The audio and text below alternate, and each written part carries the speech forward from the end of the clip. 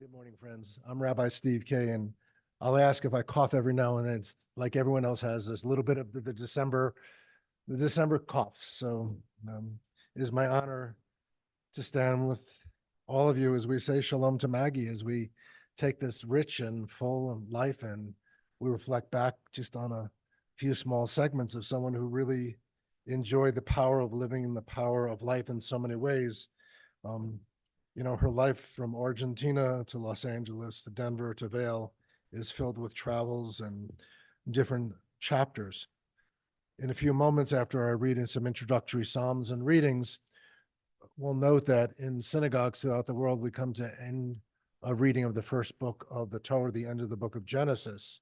And endings always have new beginnings. And so we look at the death of a mother, a grandmother, dear friend, and someone who made an impact on our lives. We know that one part of that story ends and another story continues because that's what we do. We come to celebrate the richness of life when it is a really a full life in so many ways.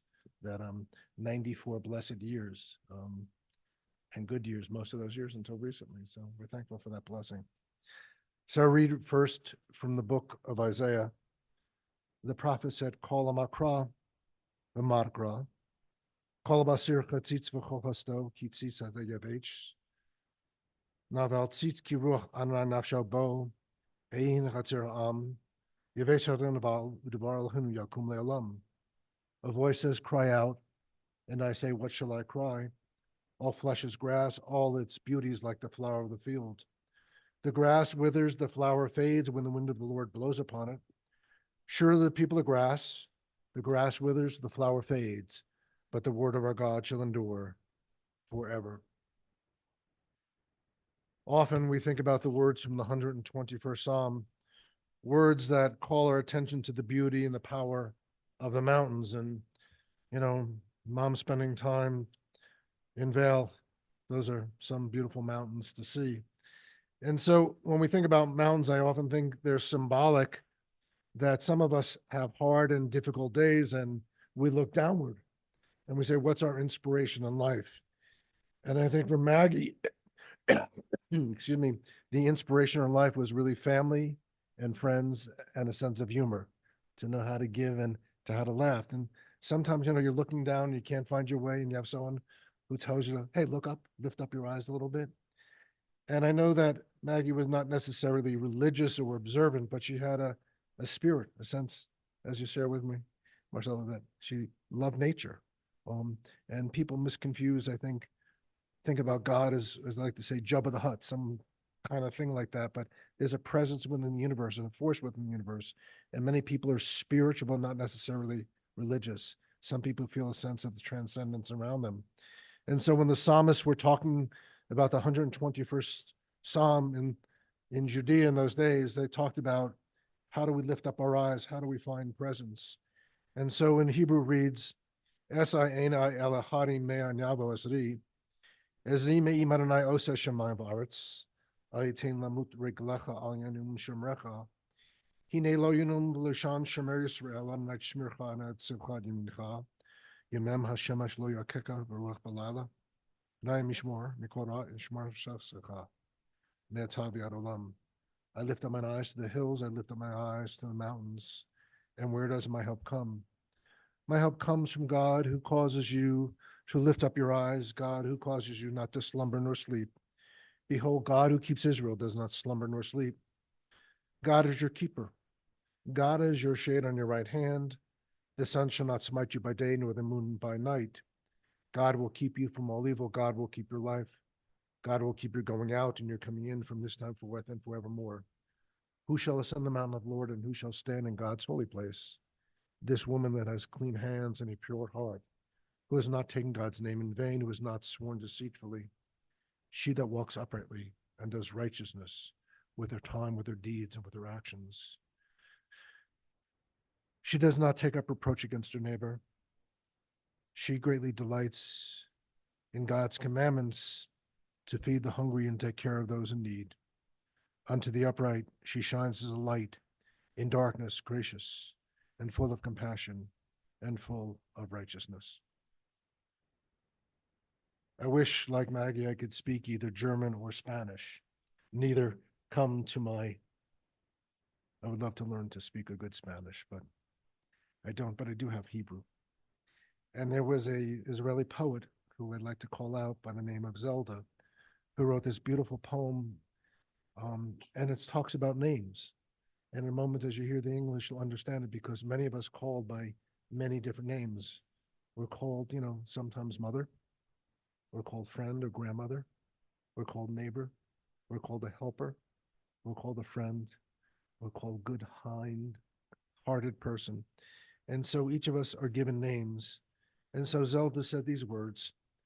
She said, L'chol ish yesh shem, shanatal mo Elohim, v'natnu lo avi v'imo.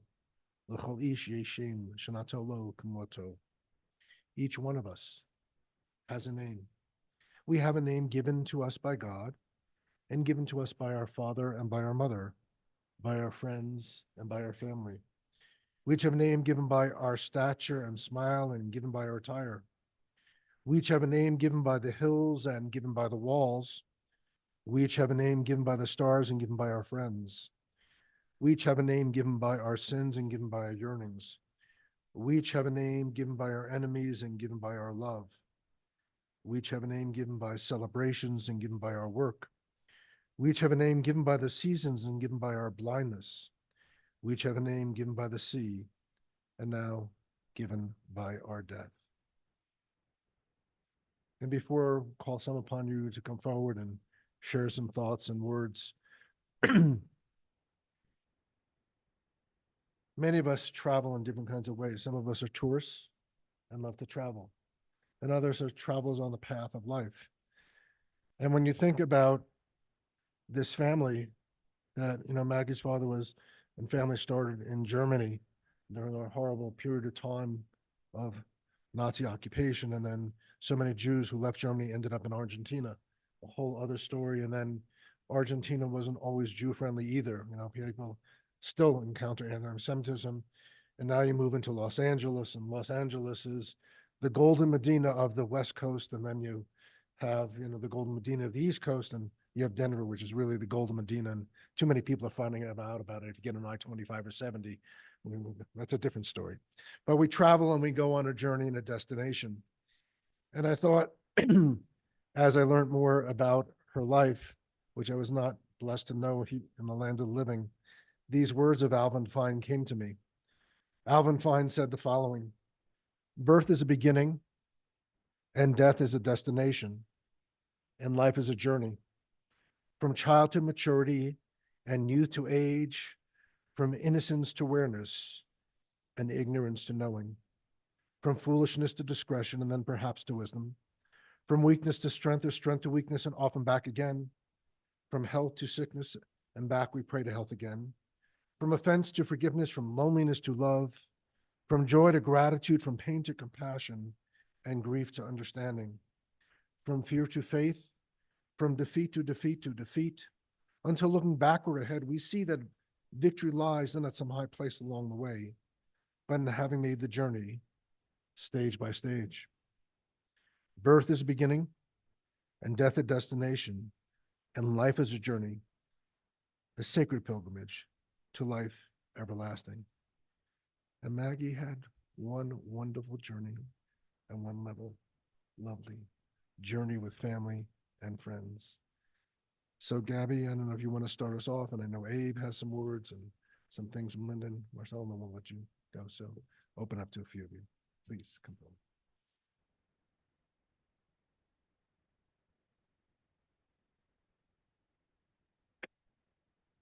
I'm going to try to speak.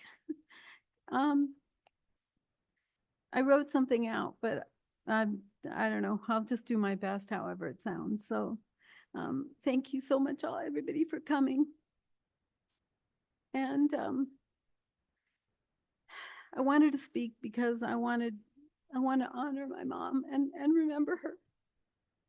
Sometimes it's hard to even imagine that she's no longer here, because I think about her all the time. Her words are in my head. Her reactions are in my head.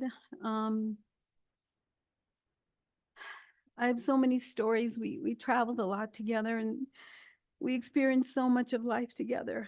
And I'm so lucky to have had her. I'm sorry, as a mother. And I'm lucky that we had the kind of relationship, because not all daughters and mothers are able to have that kind of relationship together. I remember pushing her to, I mean, she did anything that I asked her to do, whether it was, you know, climbing stairs that were too big, drinking bad coffee, anything for me, long flights. We did everything together. We laughed together till we cried. I've some great memories of us laughing together. And we also comforted each other in times of grief for both of us.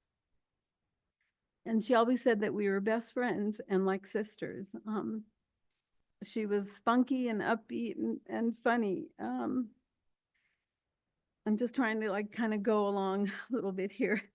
So I'll always miss her laughter and her compassion and her just sweetness. She was just a sweet human being.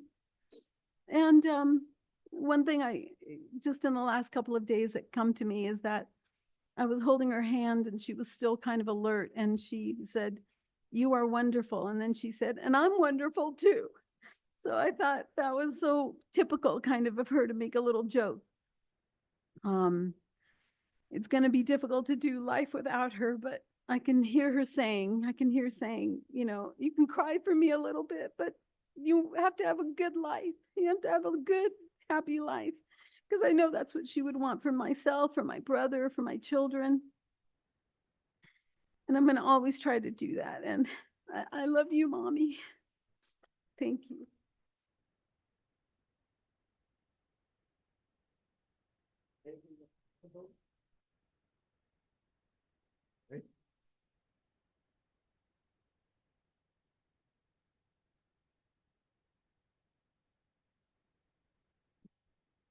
Hello, everybody. My name is Abe. Some people may be watching, so on Oh, live stream. I'm so sorry. I forgot. You don't have about to be that. sorry.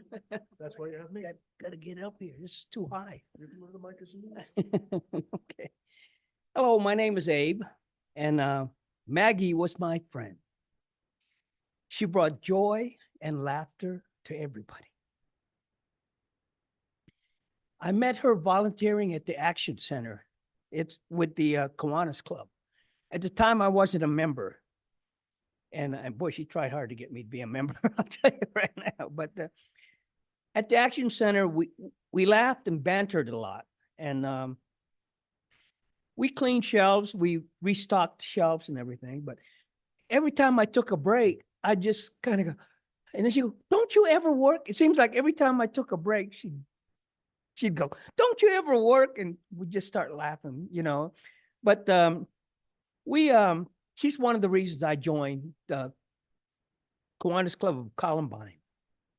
I honor people by telling stories. And I want to tell a story about Meals on Wheels is what we did together a lot. Delivering food on our route, God, I'm joking when I say, God, it was terrible because it always took an hour longer with Maggie. She talked to everybody, not just, "Hey, here's your food." She'd be chatting and then, "Oh, do you need anything? Okay, we'll go to the post office for you and mail." She was always doing that. And it was, she cheered everybody up. And when she wasn't there, they'd look at me like, "Where is she?" You got me. Well, darn, But I was with Maggie when she got hurt on a Meals on Wheel delivery. She fell down, got hurt. She was embarrassed. And she's yelling at me and she says, "Get me to the car and don't tell anyone." And then luckily there was a nurse inside, with the customer we were bringing food to. And she made Maggie lay on the ground. She put a blanket over her and made her lay there, wouldn't let her get up until the medics came. And the medics came and they were performing a concussion protocol with her. And she goes, "Why are you asking me all these questions? Abe's already gone through all this." And the medics looked at me And they said, "Are you a doctor?" And Maggie starts laughing. "No, he's just Abe." And the medics were going, "What the heck?" But anyway, and then as they were putting her into the ambulance, I said, "Maggie, I'm going to follow the ambulance to the hospital." She goes, and she started yelling at me, "No, no, you still got 3 more meals to deliver." I mean, come on. But no, that's the way she was. She was always thinking of others. And even when she was hurt, she was still focusing on, helping others. And in the hospital, Maggie kept saying, "God, I'm so embarrassed that I fell." She goes, "Can we not tell anybody?" I said, "You're hurt. Everybody's going to know." She goes, "Then what do we do?" And I said, "Well, we'll just tell everybody you got hurt hiking up in the mountains or riding a dirt bike." She goes, "Oh, nobody's going to believe that." And then it wasn't the doctor. I think it was an admin person filling out paperwork. And the admin said, "How'd you get hurt?" And she said, "I was hiking up in the mountains." She looked at her and Maggie couldn't stop laughing because the look on that admin's face was like, "What the?" And so even when she was hurt, she was still laughing and having a good time. And but the one thing though, it's she brought a lot of joy into my life and a lot of the Kiwanians that I can speak for. And I will miss Maggie, but I will keep honoring her and keeping her memory alive by telling funny stories about her. I believe we should do that too, because that's what I think she would want. So anyway, thank you.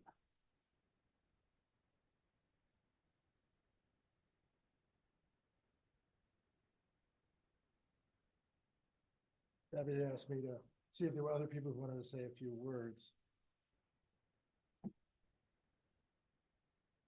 Oh, well, I'm going to leave you today because you had something special you want to do. Not that more out of respect, because you want to do something very unique. Please come forward. Please.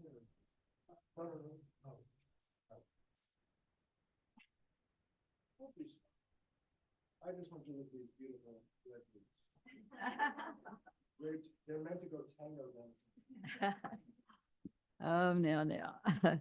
My name is Darla, and Maggie and I met in a strange way, and I'm not even going to go into that. I'm covering some things that really surprised me about her, and I thought you would enjoy it if you didn't know it, but everybody may know it, and maybe it just surprised me. I don't know. The most outstanding gift to me that I think of Maggie giving us to the world was her humor. She was so funny all the time. And despite that, I was still surprised the day that she told me that she wanted to be a stand-up comedian. This was just a few years ago. And I honestly started trying to figure out how we could do it. I mean, she was amazing. And anyway, it just didn't happen because of her body, as she was always talking about. It's just my old body. And she was always kidding about that. She was already a stand-up comedian to me because she was, constantly being funny. And she was like a roving reporter, except she took her humor there with her all the time to everybody. She made people laugh and laugh. And one day, though, she confided in me and she said that when she had become sad or lonely, she lived at River Point. And of course, it was filled with people, but you have those moments. We all do. And that was what was so amazing to me, that she could say this, and it just really makes me, she gave me this lesson, I think. She said when she becomes sad or lonely, she would walk down to the lobby of River Point, and soon she was making people laugh, which in turn lifted her spirits. And that's something that we all get down at some point, and you just have to think of her and how she did this.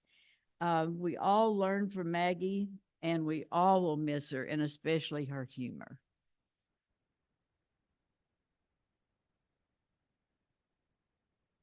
Here are your glasses.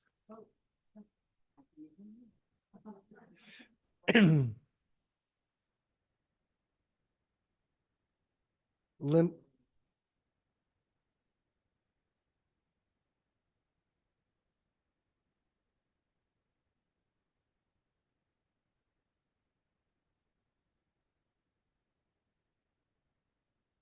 I'm Dawn, and I knew Maggie through Kiwanis, and she started volunteering late, late in her 80s or early 80s. And my husband and I used to go pick her up and take her to the Arapaho Symphony. And she loved meeting all the people and greeting them and everything. And my husband also took her to the Action Center, and in the car, she'd be always laughing and her humor. But I wrote, I wrote the kind of little obituary that I sent out to all of our Kiwanis. We have a Google group, and I called her our beloved Maggie. And she was beloved by everybody in our group. And she would come to the meetings, and sometimes we'd have a Happy Bucks can, and she always wanted to say something, and it was always something that was humorous, or it was a little article she had found, and she was a joy and a spark to be around. And when she got injured on the Meals on Wheels, a lot of us went up to the hospital to see her and went to rehab when she was in rehab. And then a lot of us went when she was in other medical conditions and stuff. But she truly was a joy to be around. And I know she loved her family. She always told me about that. And we even talked about Jewish religion and stuff. And my grandson is Jewish, and she was going to maybe start going to his synagogue, but she never got there. But we did have some good discussions and stuff, and she was very intelligent and just a wonderful person. And like Darla said, we're going to miss her.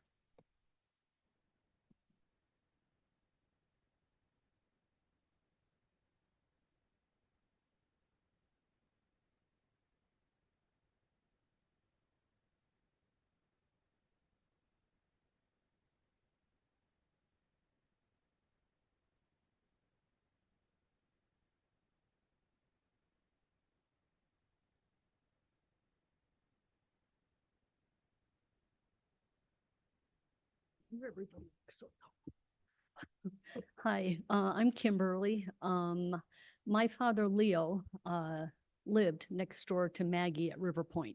Dad is still living in 806 and Maggie was in 804. So I've gotten to know Maggie through the years, and she was just a joy. She was sort of like a second mother to me. My mom passed away 10 years ago. We would play Yahtzee on Wednesdays. I'd go and take my dad out for lunch, and then we'd all meet down in the promenade. My sister, my dad, Maggie would come down, and then several other residents from River Point, and we'd play Yahtzee. And it was just a joy having her there, and seeing her smile and her laugh. She would say something, and I would look shocked at her, and then she would go, I'm kidding. And I'm like, okay, Maggie. Whenever I saw her, if I was walking my dad out somewhere, I would see her and I'd go, Dad, wait. And I'd have to go run up and give her a big hug and say, Maggie, I love you. She was just a joy. And I will miss not seeing her around River Point. And I have to say this for her, Yahtzee. Thank you.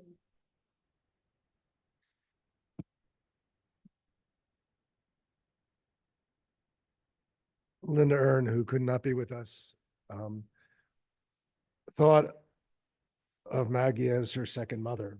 So she asked me to read these words. Dearest Maggie, I've had the great fortune to know you most of my life. My life changed immeasurably when you, Herb, Gabby, and Marcella moved to Tampa Avenue. I found my best friend in life in Gabriella, and with you, we shared so many memories together in so many places across so many years. Los Angeles, Colorado, New York, Argentina. Your unconditional love for all of us always shine through. When I think of you, the first thought that comes to mind is your smile and your gregarious laughter when hearing or telling us something funny or trying to tell a joke.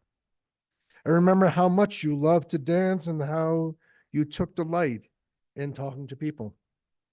I will make sure that Gabby and I continue to dance, laugh, travel, and connect with the people we meet. We will take your spirit and your smile forward as you watch over us. Your loving adopted daughter, Linda.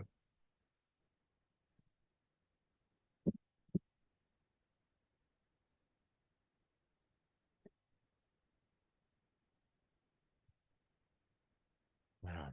I'm not really used to speaking, so I'll do my best. For a long time, I've wanted to do something good in the world, and I think that came directly from my mom. Um, you hear about all these great people and what they did, but people like my mom they made the world a better place. She made people laugh. She was always there to help. She was always there to support. So I invite you to close your eyes or leave them open and just think of a time when my mom made you laugh or when she was there to help you. And I think that's much better than any words I can say. So if we could take a couple minutes.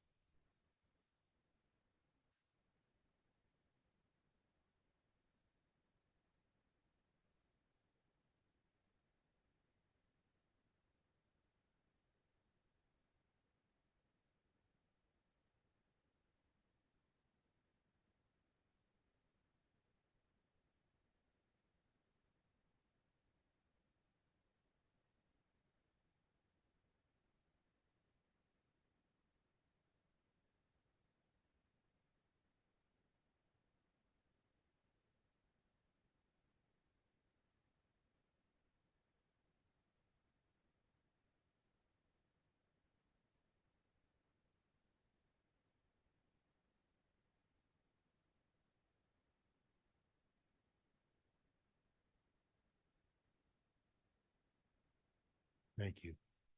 One other thing about my mom, she believed in giving people second chances. So I ask you all that if there's someone you're mad at or feel that slighted you, think of mom and give them a second chance. She gave me a lot.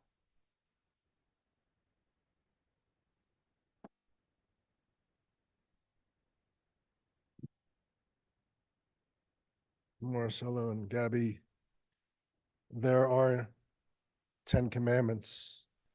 And the fifth commandment is called Kabed et avicha v'et imecha, to give honor to father and to mother.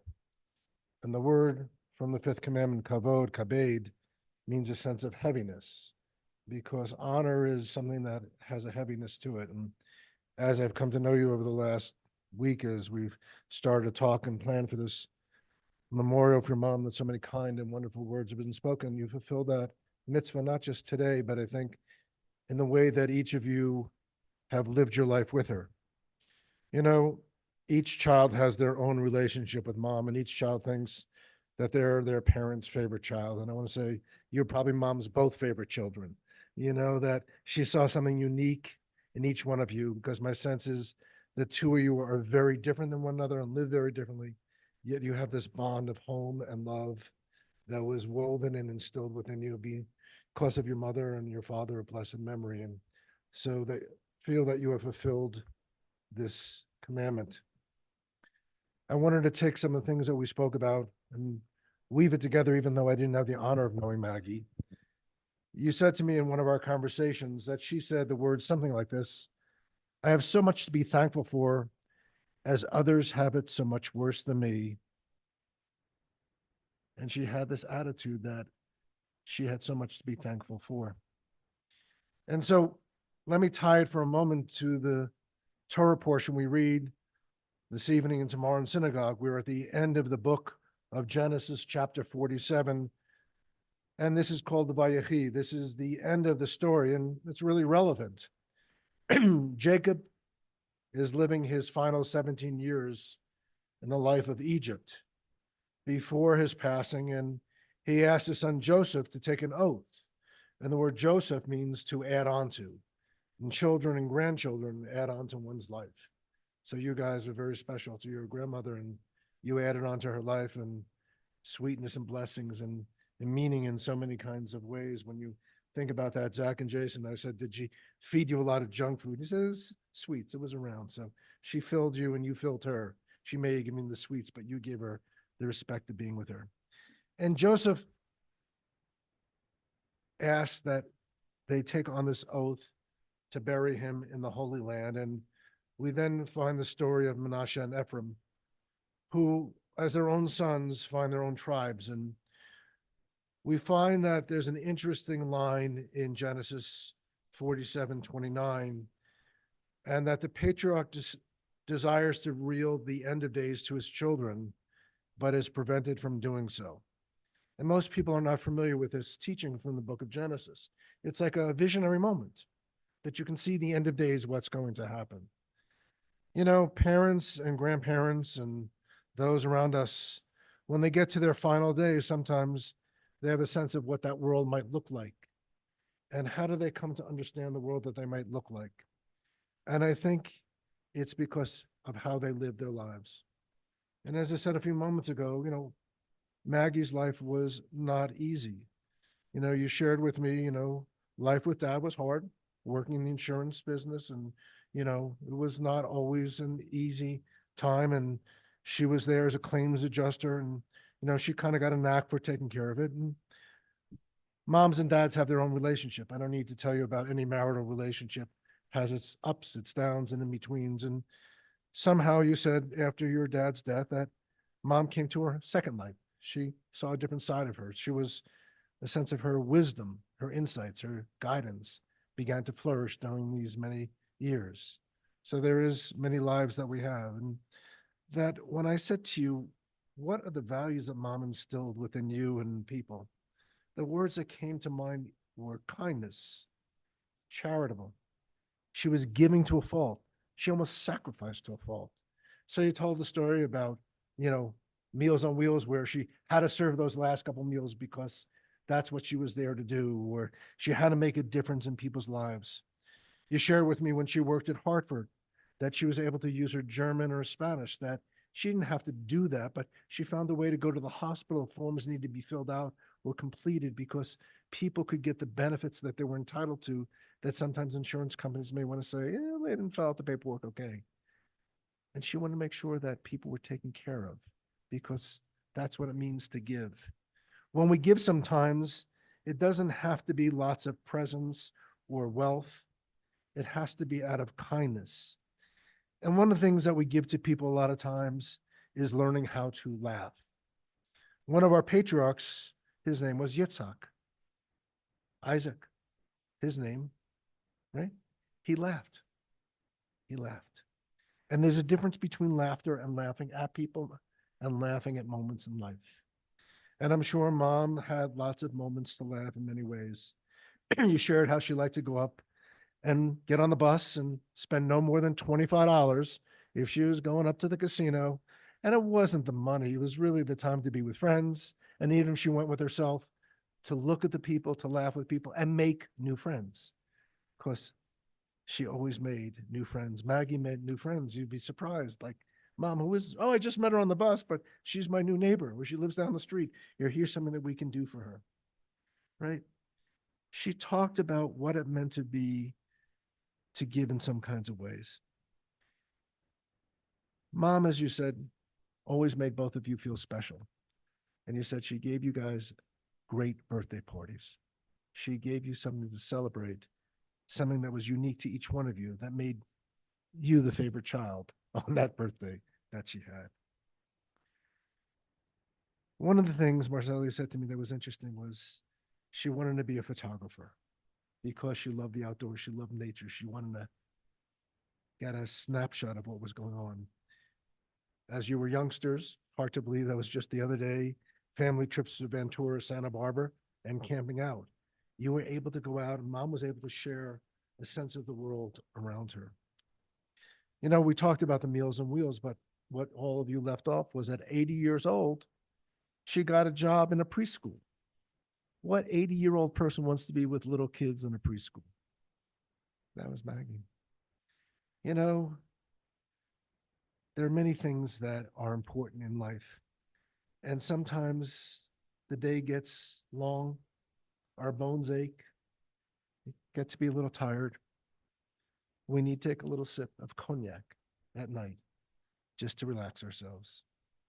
So like I said with you, in the beginning of the story of Genesis, the world is created. We go on a journey. We get to the land and the next chapter begins. You shared with me these wonderful photocopy page that she kept a journal, a diary. And let me share with you in closing 2 lines from it. I had a wonderful childhood. I had a loving family. These are the lines. What else would we want to say about our own lives? I had a wonderful childhood and I had a loving family. And those of you who are assembled here today are her loving family. Some by birth, most by choice, and most because you know what it means to make a difference in the world. And with the gift of friendship, that's what makes each one of us wealthy and rich beyond means. And so there's this beautiful reading. When I die, give what's left of me away to children and old men that wait to die. And if you need to cry, cry for your brother walking in the street beside you. And when you need me, put your arms around anyone and give them what you need to give me. I want to leave you something better than words or sounds. Look for me in the people I have known or loved. And if you not can give me away, at least let me live in your eyes and not in your mind. You can love me best by letting hands touch hands and letting go of children that need to be free. Love doesn't die. People do. So when that's all that's left of me, give me away. One of the words that I want to use comes from Rabbi Chaim Stern. He said, "We love what death can touch. It is a fearful thing to love what death can touch, a fearful thing to love, hope, dream, and to be, and to lose. A thing for fools this, and a holy thing to love. For your life has lived in me, your laugh once lifted me, your word was gift to me. To remember this brings painful joy. 'Tis a human thing, love, a holy thing to love, what death has touched." The light of life is a finite flame. Like the candles of the Sabbath, light is kindled. It burns, it glows. It gives off beauty and rays of warmth, but soon it fades and its substance is consumed and is no more. In light, we see and can be seen. The moments of a flame dance and our lives are full. But as night follows day's shadows, follows the flames and blur our view, we fail to see and can no longer be seen. Yet we do not despair, for our fate is more than a memory. With our lives we give life. We are links in the eternal chain of darkness and death, of light and of life. I ask you to join with me in the words from the 23rd Psalm. The Lord is my shepherd, I shall not want. He maketh me lie down in green pastures. He lead me beside the still waters to restore my soul. He lead me in the right paths for the sake of his name. Even when I walk in the valley of the shadow of death, I will fear no evil. For you are with me with rod and staff, you comfort me. You set a table before me in the presence of my enemies. You've anointed my head with oil, my cup overflows. Surely goodness and mercy shall follow me all the days of my life, and I shall dwell in the house of the Lord forever. Atagi bor le'olam and Rab lahushah. Lekol kel chaim bechesed. Lekol barachamim rabim. Somech noflim v'rofei cholim umatzir asurim. Chayim amratu l'shanei afar michamocha ba'al geburot. Umido melech melech memitim chayim atzmech Yeshua. Baruch atah Adonai tochinu chayei olam. Eternal is your power, God. You are mighty to save. In love and kindness you sustain us living. In the multitude of mercies you uphold us. You free us the captives and keep us faith with your children in death as in life. Who is like unto you, Almighty God, author of our life, author of our death, source of our salvation. Praise be thou, O Lord, eternal God. I ask you to rise for the memorial prayers as you were able.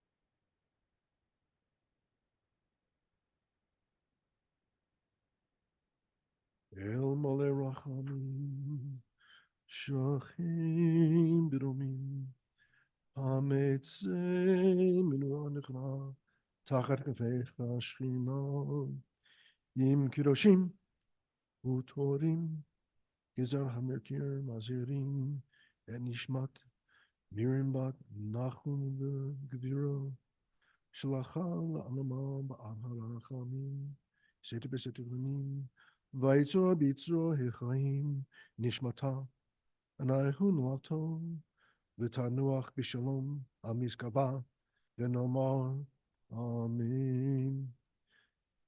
May the source of life, the fountain of all being, open our hearts to compassion and our eyes to wisdom, that we may glimpse in perfect peace and wisdom the way of all things.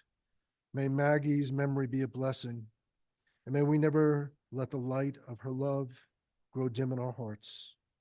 May we all remember her worthy and righteous deeds, the meals that she delivered, the lives that she touched, her tango, her passion for nature. May she be bound up in bond of eternal life. God is our source and our destination, our beginning and end. May Maggie's death awaken in us into this truth, that we are bound by shared love, and we are bound together in our sorrow for her. May she rest in peace. The words in the mortar's kaddish are in front of you. Yitkara v'yitkara shmei rabba. Yalma dibrachute v'amichmachute b'chayichon v'chayein t'chol. Beit Yisrael b'galav izman kari v'mnu amen. Yehi shmei rabba mevarach le'olam ameyah. Yitbarach v'yishtabach v'yitba'ar v'yitmaman v'yitnaseh. V'yitadar v'yitalev v'yitol shmei kedusha b'richu. V'kol ben shematam t'ushamod v'benim u'merim. O se shalom v'mamav v'yaseh shalom. Elenu v'yal kus Yisrael v'yimenu amen. May the source of peace and comfort to all who mourn, and all who guide us at this time during these dark moments of the year. No matter our religious tradition, if we've just observed Kwanzaa, Christmas, or Hanukkah, we find a way that somehow we light by our deeds and action. The world needs to be lit by our deeds. Other people don't like candles. It's what we do with our hands. Maggie did it with her hands by delivering food and making people not so hungry or lonely when they needed it. May you light hands and light fires with what's passionate to you. Following this service, we want to let you know that there's directions to a reception just down the street. You can walk, and because we always believe in creating new life, you can plant some wonderful seeds. These are by the front door for you as well. At this moment, which bears the memory of Maggie, let us join in love and remembrance. A link has been broken in the chain which has bound us together, yet strong bonds of home and love hold us to one another. Eternal God, we give thanks for the blessings of her life, companionship, and memory, of her laughter, of her hugs, of the stories she loved to tell, even laughing at her own jokes. We are grateful for the strength and faith that sustains us in this hour of bereavement. The sorrow lingers. We have learned that love is stronger than death. When Maggie is beyond our sight, we do not despair, for we sense her in our hearts as a living presence. Zichron Alibracha, may her memory always be a blessing. And as a sacred community, may the next year be a year that we, no matter our faith tradition or religious tradition, that we learn to live together as Americans, proud in this great nation that were built upon immigrants, as Maggie's family came from Germany to Argentina, here to the States, that we value this right as Americans of freedom, and may her kind deeds inspire us to do deeds of action. May this be a good year for all of us, and let us say, Amen. Our service is now concluded, and you're welcome to come forward and greet the family.